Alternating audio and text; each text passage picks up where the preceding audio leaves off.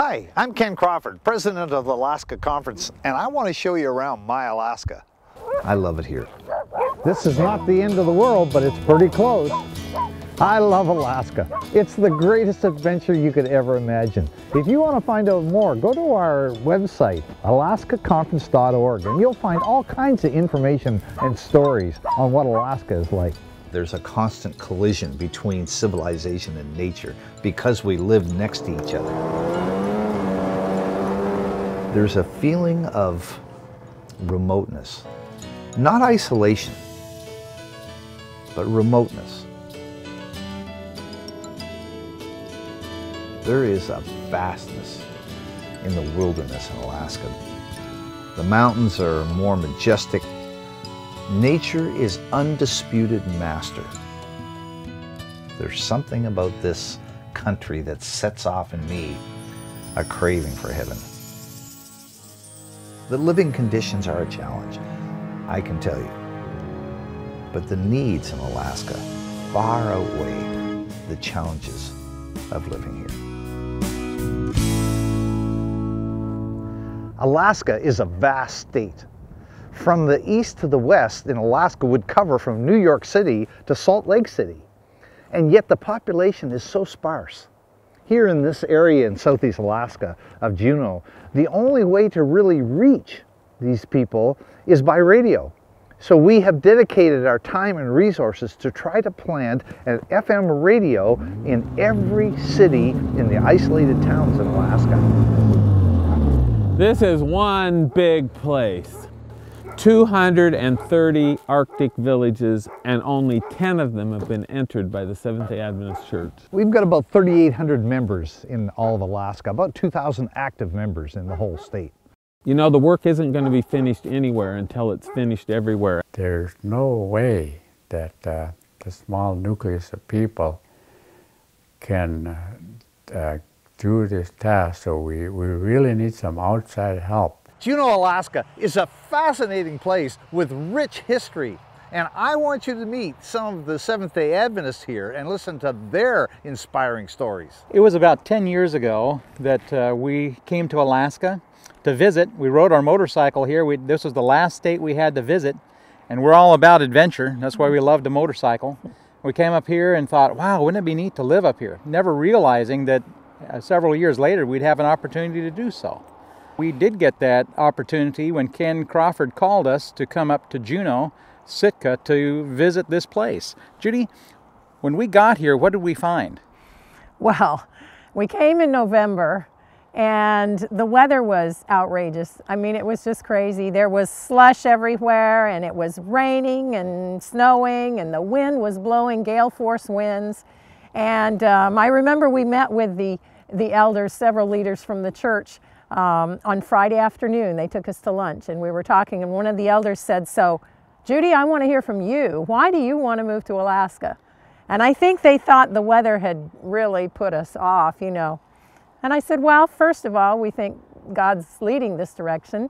And secondly, we love adventure and we love the beauty of Alaska. And so we went home from that trip hoping that everything would work out and we'd be able to come. Now, another interesting thing about that trip was that the power went out, we had gale force winds. The flight we were supposed to get on to go over to Sitka to visit the other church was canceled because they had ice on the wings and they ran out of de-icer. We thought, what are we going to do? The next day we hopped on the ferry and got over there and visited with the folks over there. I didn't follow the pastoral normal track to be a minister.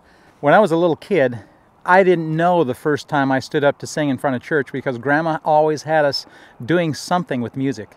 Whether it was singing and eventually playing the piano and then playing the guitar, there was always something that Grandma was having us do. And you didn't tell her no. You were going to do that. And I went to Heritage Singers. Max called and said, "Hey, we need a guitar player. Are you willing?" I said, "Yeah, I'm willing."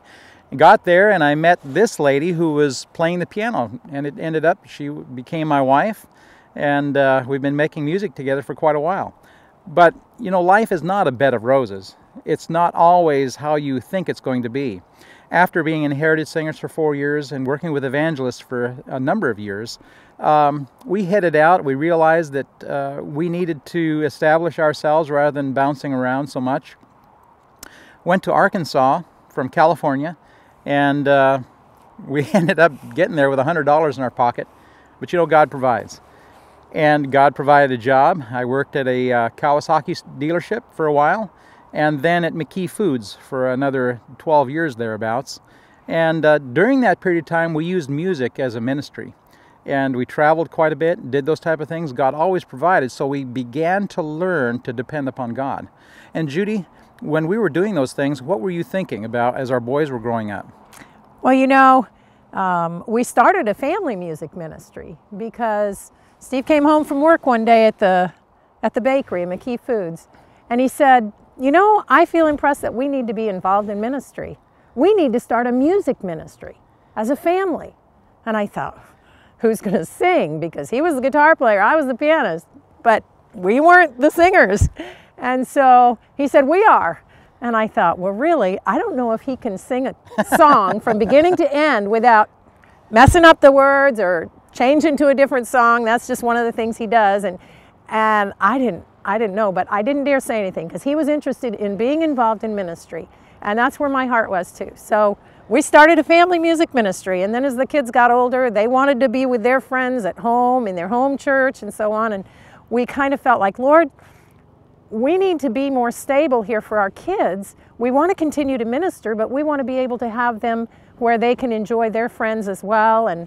And without us even realizing what was happening, the Lord provided the answer to that prayer. That's right. And we got into a video ministry where we were required to be home pretty much so that we could schedule our video shoots, and we prepared programs for children. It was during that process of working with the children on the children's video that the church noticed that Judy and I had been working with young people. The young people there at the Gentry, there was a large elementary school and an academy there, and the church wanted someone who would actually work with the younger kids at the elementary school, and they knew that we had been doing that, and they offered us an invitation to be involved in ministry and to be the youth pastor there. Wow, what an opportunity that was. And we got into ministry, and I discovered that, you know, ministry is so much fun, and they give you money to do this. You know, it's not like work. When you're working for God, it's fun. It is such a blessing to be working hand in hand with God, and when you can see people's lives change, there is nothing better than that. When you're studying with someone, you're working with them, showing Bible truths, and you begin to see them get excited about finding out what the pages in the Bible have to say. You begin to get excited because you're starting to see their light come on inside, and they're putting it all together. And especially through that process, seeing them become baptized is awesome. You know, though, I remember before we got married, Steve was talking about being a pastor way back then. And when it came right down to it, when we left Heritage Series, he says, you know, I can't be a pastor. And the Lord had to be patient with you, didn't he? That's right. He called me when I was 20, called me again when I was 30, and said, Lord, I'll come as close as I can, but I don't want to be a pastor. Right. And when I turned 40, I said, okay, God, I give up. I'll do it. We didn't know how it was all going to unfold, but in my devotional life, when we were in Louisiana, I was complaining to God in my prayer life about the heat and the humidity. I grew up in northern Minnesota, and so I was looking forward to, you know, a little less heat, a little less humidity. Didn't realize that God was going to really send me way north, all the way here to Juneau, Alaska. We're so blessed to be here. This place is full of adventure, and as you can see in the pictures that you've been seeing, it's an awesome place. Scenery, you know, the scenery always changes. There's always something new to see, and it's such an awesome place to be. And it's not a typical situation for a pastor. We pastor in Juneau and Sitka, and both areas are landlocked. So we take the ferry every couple of weeks from Juneau to Sitka and stay there a couple weeks and minister, and then turn around and take the ferry back. And so we move every 2 weeks, but we love it. You just can't drive anywhere because there's only so many miles of road. Sitka's 15 miles of road, and here there's about 50 miles of road. And the Lord is really blessed in our ministry here. And if you want adventure, this is the place. There are many well-maintained trails in Juneau, and you'll love hiking if you brought your hiking shoes. And you know what? My favorite, actually, is the whale watching. Oh, these wonderful creatures God created, and you can get up close. You can smell their breath. It's a wonderful adventure. Several years ago, there was two young men that were hiking through the woods. A blizzard came up and they found an old prospector's cabin like this one. They stayed in that cabin for 3 days while the blizzard blew itself out. At the end of 3 days, one of them, as they came out, stepped on one of the floorboards and it came up. As they explored under the floorboards, they found several large sacks of gold nuggets and dust that had been left there by some prospector many, many decades before that. God provides for those who are willing to go. It doesn't mean you have to know what you're doing. You have to be willing. And God provides for that. That's right. He makes those allowances where when you get there, you find out what's needed, and He provides what you need to do for ministry. My ministry here in Alaska has really strongly been involved with the radio. When we came to Juneau, Alaska, a little over 2 years ago, the church had been raising funds for a radio station for quite some time. And we had seen the benefits in a previous district where we had a radio station, and we realized that we needed to get this happening. So God blessed, and the funds were raised, and it's been quite a process. Our tower was to be constructed on top of a hill here in Juneau, and we needed to get a lot of concrete to the top of that hill. And so we solicited the help of the members, and I wish you could have seen some of the petite little women from our church that loaded up concrete in their backpacks and headed up the top of this mountain. And it's not an easy climb, even in good weather. And we had a wonderful day. We had people from other churches in town actually came out and helped us get that concrete up to the top. We had people up there digging out stumps and putting together the concrete forms that we needed to pour that concrete. And now we have a tower up, and we have a radio station on the air, and we just trust that God's going to use this to be a real blessing to the city of Juneau. We've been able to utilize Radio 74 24 hours a day, 7 days a week. And in addition to that, we've programmed some of our own messages along with some of our own music into the local mix to make it an actual local station. Now this can happen all over Alaska for $1,000 a station. Up in the Arctic, it's possible to do that. What a blessing it is to have kids involved with the school, and they've even made some of the spots for the radio station. What a blessing it is that God has allowed us to have here in Juneau a radio station that uplifts God 24 hours a day, 7 days a week. I'm also the Religious Liberty Vice President for Northwest Religious Liberty Organization, and I come here frequently to check up on different bills, different proposals that come before the legislature, and represent religious liberty. Come on inside. I want to show you what the Capitol is like. Right up above us is the House and the Senate chambers, where both senators and representatives from all over the state of Alaska meet to discuss the business of state. The Speaker's chambers are here, and right down this way is where the House of Representatives meet. And it's in this chamber where once a year, for the last several years, I've had the opportunity of coming and offering the prayers as a chaplain for the House. And it's been a blessing to be involved in what takes place here, and also to represent religious liberty here in the state of Alaska. I want to share with you a fascinating book. Several years ago, we put together a history of Alaska, starting in 1896 from the very first pioneer that came here. This book goes through step by step all of the different areas of Alaska. You'll really enjoy this book. It's got lots of pictures of the different areas. And it was written by Nadine Hansen. Her husband was one of the presidents here, probably the longest tenure of any president. And she compiled all this information and put this book together. We did a run of about 5,000. We still have some left. If you want to buy one, just send me an email at alaskaconference.org. and we'd be happy to send you one of these books. I know you'll enjoy this. Around the turn of the century, the first sponsored missionary by the Seventh-day Adventist Church came to this area in Juneau, Alaska. He settled on Douglas Island, and within a few months of him arriving there, an Indian man by the name of Shishan had his leg shot away. There was no medical facilities, no doctors, no nurses, and so the missionary Watson took him in and began to take care of him. Every day he bathed his leg and prayed for him, and before long, Shishan's leg healed.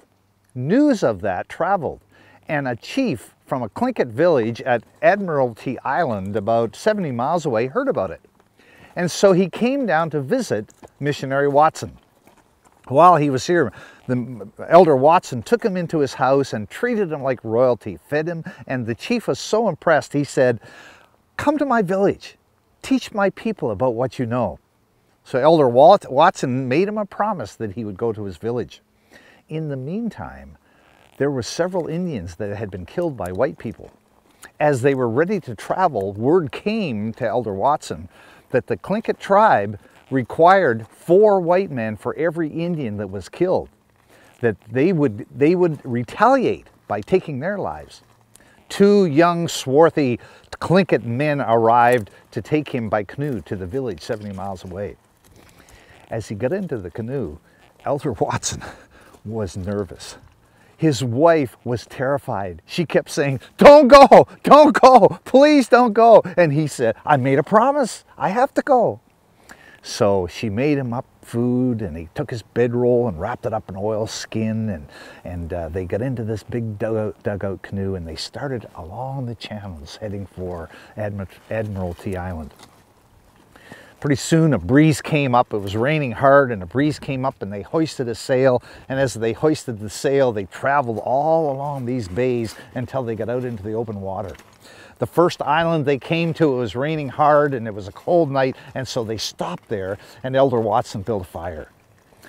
He asked the young men, he said, "I heard it said that the Tlingit tribes take 4 white men's lives for every Tlingit that was killed."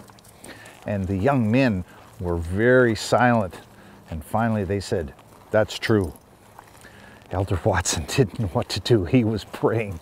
He fed them a big meal and from everything that he had, and at the end of it he said, "Do you want more?" And they said, "Yes." And so he opened a can of peaches and gave them some pilot bread, and they sat back satisfied. As the evening wore on, the young Indian men opened their bedrolls, and they were soaking wet from the rain. So Elder Watson said, "Come, share mine with me." The young Indian men were shocked that a white man would treat them like this. Finally, one of the young men said, "He can sleep, I'll keep watch." And so during the night, the young man slept beside Elder Watson, and the younger Indian kept watch. Early in the morning, while it was still dark, Elder Watson woke up, and he could feel this hand sliding down his face and down his neck. As it slid down his neck, he thought, "This is it. It's all over." And he prayed, "Oh God, please protect me." As that hand slid down, slowly it reached that big oilcloth robe, and it brought it up and it tucked it around his neck. Elder Watson knew at that moment that God's angels were protecting him, and that this was a mission that God was going to bless. And after that, he went to the island, and the chief was there, and all the village welcomed him, and he taught them about the great Creator God and the plan of salvation. And that was the first major breakthrough for the Seventh-day Adventist work of the 3 angels message in this area of Alaska. I want you to meet some of the young people here in Juneau today who are working with Discover Bible School Bible study lessons. We've sent out cards all over this area, and as the cards come in, they're beginning these studies. I want you to meet them. I'm Clint, and this is Annie, and this is Daisy, and actually Annie and I are the coordinators for the Discover Bible School here in Juneau. And right now we're actually doing a Bible study with Daisy. She's actually part of the youth here. Once a month, the youth group has the church service, and it was so awesome to find that they were leading out in a youth-driven, youth-led Bible study. And when Discover Bible School came along, we thought, wow, here's some young people. Let's give them the opportunity. Let's help them. Let's equip them. Let's train them to where they can be involved in ministry, and let's see what they can do with it. One Sabbath, Pastor Steve came to our church and he asked where God is in our totem pole. There is quite a culture with the totem poles. There are totem poles for the different tribes, and they each tell a story. I didn't say anything, but I wanted to say was God was nowhere in my totem pole. I didn't really want to study about him. Like, I was more into, you know, the clubs, the smoking and stuff. And, you know, now it's like I'm actually giving it up. I'm saying no to people who ask me if I want to go out. I would read more about God. I would read it to my 9-year-old month baby, Bryden. I'd read the Bible to him, or I would sing Christian songs to him instead of just hip hop and rap. So that's my story. Annie and I were actually the youngest ones to go to the Bible training in Anchorage. For me, it was a big leap of faith because I mean, I don't know anything about running a Bible school. I mean, I barely studied my Bible at that time. But I was like, oh, but I have nothing to lose. There's one guy that I was talking to, he just about God, and he was telling me, yeah, I used to read the Bible, and I read Revelation like 7 times. I'm like, oh, that's so awesome. And in my head, I was like, oh man, I haven't even read the whole Bible. But just, it was cool talking to him. And at the end, he's like, oh, thanks for talking to me. A lot of people aren't as nice as you. And when he said that, it made me realize, like, wow, it is important how we act, especially to people who aren't Christian or Adventist, but to just reflect God in everything. And I think that has opened a part of my life, especially just talking to the folks that I meet, just walking to work or walking back to my car. I'm so excited to be part of Discover Bible School, just to share God's love.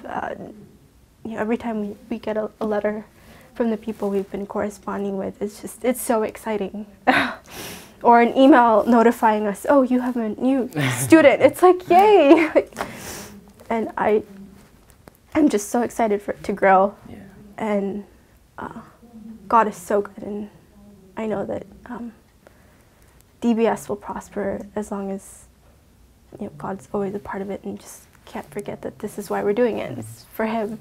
I mean, it's not always easy going to school and you know, going to work and doing, you know, being in charge of DBS, but through prayer and just trusting and having faith with God, it's just, life has been so much easier. Mm-hmm. And it's been great just working with Clint and the youth, and I see how much we're growing, and it's just a beautiful thing. And I think we're all excited. Yeah. We're all excited. Our lives are changing, and I know it's only for the good. It makes me understand like who God really is. And so that's a big thing in my life right now, just studying more about Him and wanting to share His words and be baptized. So Discover Bible School has changed all 3 of our lives, and I believe we're still growing, and just for us just to be where we're at now, it's just amazing how God can work in all of us, and just with a willing heart that He can just take and transform you, like what it says in Romans, I forget the verse, but 12:2. Thanks, Annie.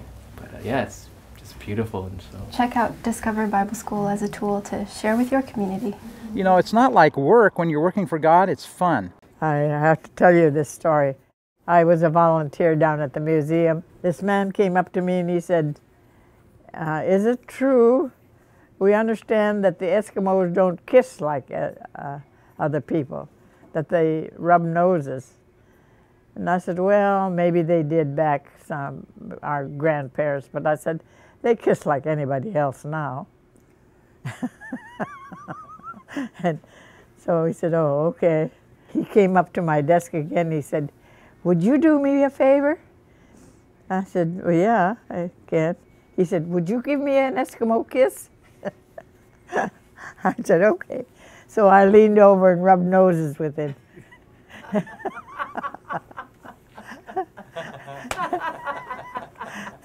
And he turned around to his wife and he says, "What? Did you see that deer?" And everybody said, "I bet he went back to the ship." He was off the ship. He said, "I bet he went back to the ship and told everybody he's kissed an Eskimo." When you're studying with someone, you're working with them, showing Bible truths, and you begin to see them get excited about finding out what the pages in the Bible have to say. You begin to get excited because you're starting to see their light come on. When we learn the truth, it's our obligation to pass it on. The year was 1929. Elder and Mrs. Wood, the superintendent for the Alaska mission, were traveling by boat on the Messenger 1 along the coast in Alaska. The Messenger 1 was similar to some of the boats we see here, and it was designed specifically to take the message of Christ's soon return from village to village along the southeast coast. As they were traveling along with one other couple, Elder Wood happened to notice some smoke rising up in one of the fjords. And as he watched, he saw that there were actually 3 columns of smoke. He said to his wife, "That's a distress signal. Somebody is in trouble." And so they turned the Messenger 1 and they started up through the waters to the fjord. As they got closer and closer to the back of the fjord, they could see there was a boat up on the rocks, all smashed up, and there was a man standing on the shore, and he was jumping up and down and waving his arms like a madman. They turned the boat and came in, but they couldn't get very close to shore because it was quite shallow. The man jumped into this little lifeboat he had there, a little raft, and he started paddling like crazy with a broken paddle out towards the big boat, the Messenger. As he got closer and closer, as he suddenly saw the 2 couples, and he turned and he started paddling like mad back towards shore. Elder Wood went and grabbed his megaphone and came over to the edge and called out and said, "Come back, come back." And the man turned and said, "I would, but I saw the ladies and I've got no pants on." Elder and Mrs. Wood were able to help the man and to get him some clothes, and eventually he was fine. But it's just one of those exciting adventures that happened as the pioneers traveled up and down the coast here. Maybe you would like to come to Alaska, and I'm sure that you would have these kind of adventures too. But even so, even if you couldn't, if you could just send some support, some financial support to help us as we carry the message across Alaska. The big secret to the whole thing is giving up on what your desires are and allowing God to work in your life for His benefit, for His glory. And that's what we're here for. We're here to glorify God in what we say, what we do, how we carry ourselves, so that one day very soon Jesus we can see coming in the clouds of glory.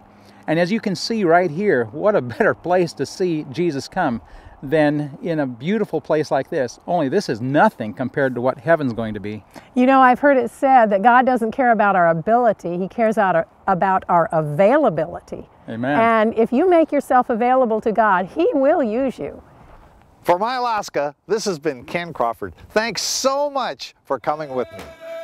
If you enjoyed watching this series, if you're interested in what you've seen or what we're doing in Alaska, go to the Alaska website, alaskaconference.org, and there you'll find additional information.